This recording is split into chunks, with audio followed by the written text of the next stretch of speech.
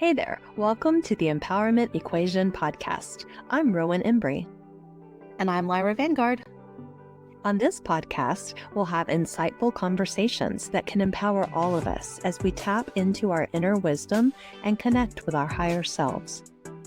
We've got some awesome guests lined up who will share their stories about moments that really help to awaken and empower them. And we're sure their stories will empower you as well. Thanks for hanging out with us today. Hey guys, on today's podcast, we just wanted to kind of check in with you and give you another update because, as you know, we've been leaning in, listening to our gut right along with you guys and kind of told you what's happening along the way. And Rowan was making some pretty big changes in her life last time we were here together. And things have gone unexpectedly well and in very unexpected ways. So, I wanted to have Rowan on today to kind of tell us how it's been going and give us the big news. I'll leave it for her to say. What's the biggest thing that's happened, Rowan? Well, I have made the move. I have joined you where you are. And I was very hung up before I left on selling my house. And it happened to be the biggest block that was preventing me from making the move. And I was trying to control the how of it, which was, in my mind, selling it. But when I let that go and decided that I was just going to come no matter what, and I didn't know how it was going to work, but it was going to work, that same day, I got a renter. Someone came and looked at my place because I had listed it for rent and sell simultaneously. I had a property manager. He wasn't able to make it. I left dinner with my sister to come home and show it to these people really quickly. And part of me felt like, is this even going to make a difference? So many people have seen my place before, but then I thought, nope, I'm gonna do this because this could be the one time where it's the people who want it. And sure enough, right there on the spot, they said, we'll take it. What do we need to do? Where do we sign? And I was like, what? That's so crazy because I let go of my need to sell it before coming. And I had already purchased my plane tickets and packed my suitcases. And I had put fully 2 feet into the going, no matter what. And then instantly I had a renter. So the place is taken care of now. And I am here with you. Yay! And your mortgage is paid and right. That burden is gone. So, yeah. So how did you let go of the how? Because we were talking, if you remember on one of our former podcasts, we mentioned the closet that you had. And you were like, okay, maybe the closet is the thing. And you did clean out the closet before you bought the tickets. So I know we were chatting about, talking about like you really wanting to sell it because you didn't want the burden of the home and you just wanted to have your full chunk of money because that was the only way you envisioned all of the things that need to happen when you made the move.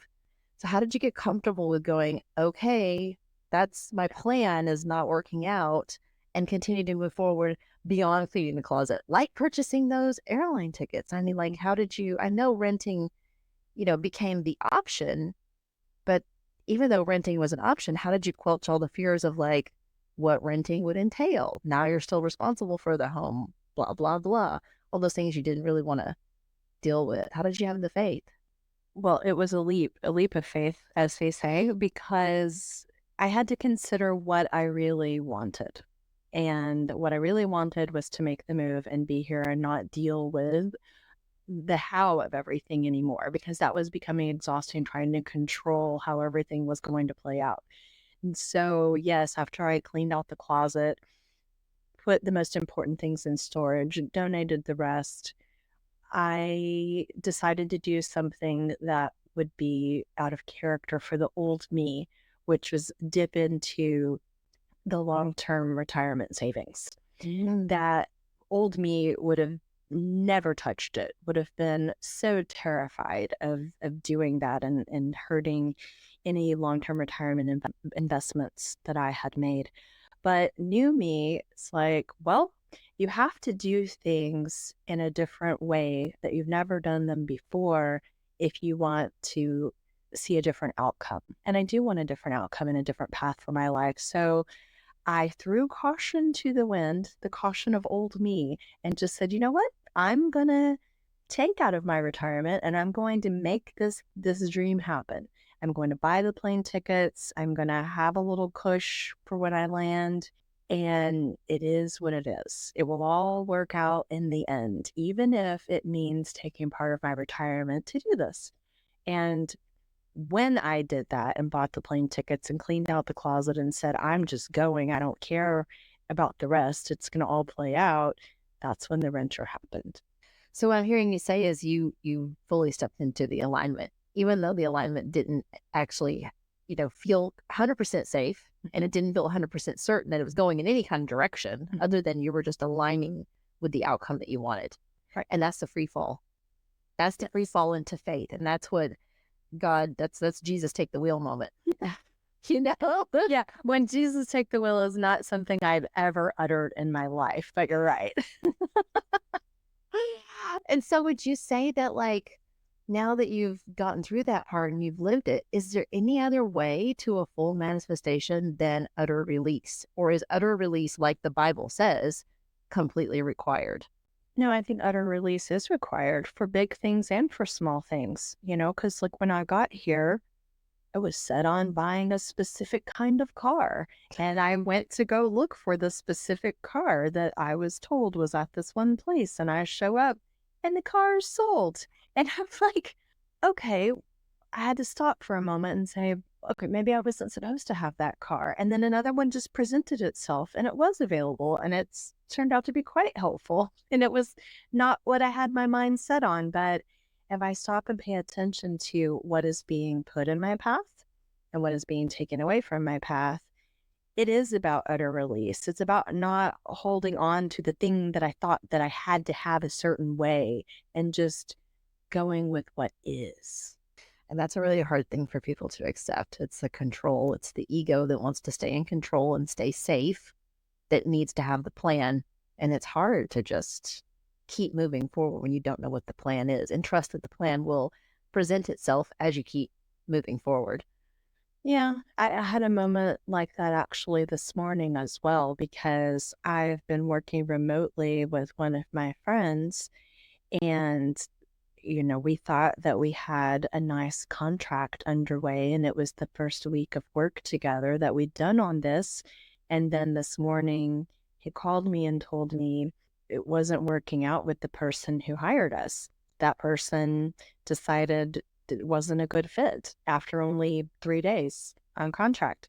And my friend was very upset that he had messed it up and he was going to disappoint me and that I wouldn't want to work with him any longer. But I had completely the opposite reaction. I mean, I was still in bed taking this phone call and I just said, it's okay. I truly was not upset, not a bone in my body. I thought, if not this contract, then we'll get another one. It's all going to work out. The money will come. It will just happen. And I could have had the completely opposite reaction. I could have freaked out and been like, oh my God, I need that money to live, to set myself up here. But instead, I was just very calm about it and was like, well, this was taken out of the path and something else will land in its place. And I truly believe that the money will come in the way that it is supposed to. And that's why I didn't freak out, because it wouldn't do me any good to freak out. It's not going to change the outcome. It's not going to mean that we still have the contract somehow. So this just feels better and healthier, even though I don't know what's going to happen. I don't know how we're going to make money, but it'll just work out. Right. And that's your divine trust in the universe and in God's spirit, your higher self, that you would never let anything happen to yourself that is utterly devastating, that it will all be okay in the end. You don't know. And the getting there is part of the adventure. That's just the trip. You mentioned the car that you had your heart set on and then got disappointed about, and something else came into play that was what you needed. And I'll just share with the audience, it was because the very night we brought it home, we decided to cook a dinner and I made a delicious lasagna. I was so proud of it. And it was still in the oven, ready to be eaten. And then as I was putting the clean dishes away that I had from cooking, I accidentally broke two Pyrex-style glass baking dishes. And one of the shards just jumped up and sliced me about 2 millimeters into the area where your Achilles tendon is, which was quite horrific. It bled and it was glass everywhere. But, Rowan took care of me. We got it sorted. But the fact of the matter is, the lovely car that she picked out that ended up being the one had a very convenient sliding door for me for this entire week of recovery, which has been amazing. It's at the right height for you. It's at the right height. Easily get in and out. Exactly. The universe knew that I would need this car. Yeah. And you just said that the morning. It's just like, maybe that's why I didn't get the car, because I think it is. And then I reflected a little bit too on why. And that's what we have to get into is when things happen to us. This is what's most poignant about learning our lessons is we have to get out of the habit of viewing things happening to us or against us. Because even slicing my heel, it didn't feel great. It was very painful and scary. But the fact of the matter is it slowed me down. And the issues I were having up to the point of accidentally cutting myself was feeling overwhelmed and feeling like a lot of responsibility because Rowan had just moved here and we were sharing a vehicle and we were trying to get her set up. And I just felt, I was so happy to have her here, but I also felt panicked, I guess. Like I had all this new responsibility. And even though she was encouraging me, please don't feel that way. Everything's fine. I'm a grown up. I got it. The mother in me was the feeling of needing to take on more than I should just because I love her was getting to me. And I really do think the glass bit me for the purpose of slowing me down, because after I got slowed down and I was forced to sit for essentially a week upstairs because I couldn't even make it downstairs, got me back to writing, got me back to the things that I was really meant to be doing. And the funny thing is, I had seen all that in just like angel numbers and signs and my tarot readings. And I thought I was adhering, but I really wasn't, because I was still inserting myself into all kinds of little things that she could have totally taken care of by herself. But I felt like, oh my God, I have to be there. I have to go to the bank with you. I have to go here. I have to go there. I can't let her drive by herself. Like just, definitely inserting myself too much. So I think that whole slowdown with the nip on the heel and that her getting a vehicle was really the universe's way of saying, you need to slow down and let somebody else take care of you for a chance. And we're going to give her the perfect vehicle for her to take care of you. Right? Get back to what you're supposed to be doing, Yeah, and this is not the first lesson the universe has handed out to you in a physical way. Oh, yeah, no. Yeah, I think that for you, the universe wants you to stop mothering everyone and follow your calling. Yes. But see, that's a habit too, because mothering is something I know so well and it comes easily to me, and it feels, it's ego too. It feels gratifying. Oh, see, my ear just pinched. This is something that happens to me when I hear myself say in truth. Literally the tip of my ear it's like somebody pinched it. So yes, I'm listening. It's easier and it's ego for me because I can do something and they say thank you and I feel like I've supported them and it's just satisfying. But what I really need to be doing is finishing this book. Yes. So I can support more people in an even more satisfying way and have bigger impact. Not that my family and friends aren't important. They are, but yeah, as you said, you're an adult. You got this, But I am, but I am thankful for all of the help and the support, because it's not easy to start over fresh in a brand new place. But on the other hand, I don't want to see you run yourself in circles and stress out and spend all of your time running to and fro with me and everyone else when I know how much good is going to come out of the knowledge you have to share when that book is completed. Yeah. And that the heel hurt bad enough. It is so funny. Like she said, I've had two physical restraints. So the heel is the latest one. And there was months and months, about last year, sometime in the middle of last year. Actually, it was a year. When I looked at the calendar, It was a year almost to the date, just a year and 5 days, right before my birthday yet again. Mm-hmm. And I was putting myself in a situation where I was caretaking other people's children and I was doing things I shouldn't have done. And yeah, I got smacked in the head with a metal swing and a big old goose egg and in your eye. That was painful. Broke my glasses. Yeah. So it was literally the universe they hit me in the head one time for a wake up call. And now the feet and legs are notorious for energetically when you're injured there, it's a moving forward type of energy. Either you're not moving forward or But this one, I think with the cut, they just really wanted me to slow down. It's like you're moving, but you're moving in the wrong direction. So you should just be still for a moment.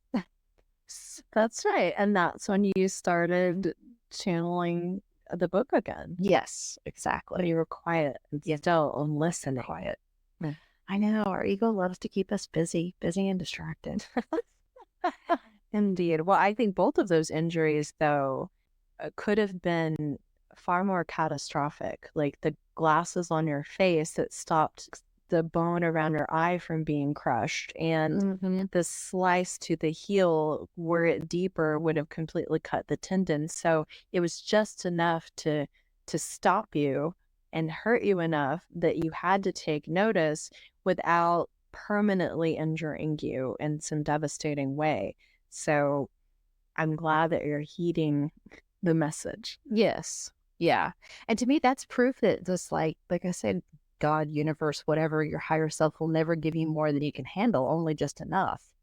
And sometimes it looks pretty severe, sometimes, and this is karmically or whatever, when we look at, things that people are going through, and it's like, there's no need to feel pity for anyone. Like love, support, yes, encourage, all of that. But like, there's lessons in everything. And sometimes it's not even a lesson for the person who is disabled or having issues. Sometimes it's a dual lesson for the people that become their caretakers. So, yeah, we got to stop pitying ourselves and just stop and pause and think, why did this happen for me? Mm-hmm. Well, and I guess as a partial caretaker of you in this moment, my lesson is to slow down and focus on what your gut, what your spirit is telling you to be doing, and not all the things that you think you want to do, because that is where you're going to go awry and have accidents, especially in this particular August. Right. Yes, astrologically, this August is very, I mean, as you guys can see, just even if you're watching anything on the world stage, it's just been, yeah, incredibly disruptive. Probably going to get more so around the time of my birthday, but that's okay because I learned my lesson early, and I'm on guard, and I'm going to stay on track. So you're going to have a wonderful, pain-free birthday. Yeah, exactly. Exactly. What are you most excited about now that you are finally here and we're finally together? I'm excited to see how it's all going to unfold, because now I'm on my moon line, and that's supposed to be incredible for heightening my manifestation abilities. And I would say that I hit the ground running. It's already working because, I got some opportunities at the moment I landed here, within a couple of days. So I'm excited to see how much more that manifestation is going to grow, and the abundance opportunities that will unfold because of it. Yeah, absolutely. You did hit the ground running. I mean, you had a job interview like literally they wanted to interview the next day, but we had to say, no, can we give us 2 days delay? Right. Exactly. Unpack and find the interview closed. So yeah, that's part of the reason I think I also felt like, oh my gosh, I'm on this mission with you, because I think your manifestations powers are already kicked in. Because like I said, already a job interview, lots of prospects. I mean, it's just, you have been just like, go, Yes. go, go. Here's money. Here's a car. Yes. Like, just set your life up. All the things. Yeah. And yeah, you still, I mean, just imagine if you were still sitting at home waiting for the house to sell, if you'd never just adjusted your expectations or what you thought was safe, or, you know what I mean, had that faith, all of this would have been delayed by that much longer. And I feel deep in my gut that delaying was not the answer, that I just needed whatever I left behind or left undone needed to happen now. I just went with it. And because, as we've said before, when I ignore my gut, things don't go well for me. So I thought, well, it's scary not to know how it's going to work out, but if I don't follow my gut, I know it'll be worse. So let's do this. Right. Yeah. Fantastic. And we just hope that listeners from here hear, my story of having to get physically knocked a few times and then Rowan having to not ignore the gut, that you'll hone in on what it is that works for you. What is it? Is it a tightening in your chest? Is it a sinking feeling in your gut? What is the thing that kind of guides you or pushes you or even thrills you or makes your heart beat a little faster, excites you that you're pushing down and you're ignoring? Because I would say I think humans' evolution is basically we're evolving to get more in touch with our actual energetic body, which has sensations, pulses, quickening heartbeats, sinking feelings, like our feelings essentially, because that's how we're going to manifest our new realities is through our desires and our feelings, and to really lean into those feelings and go with the emotions that feel best.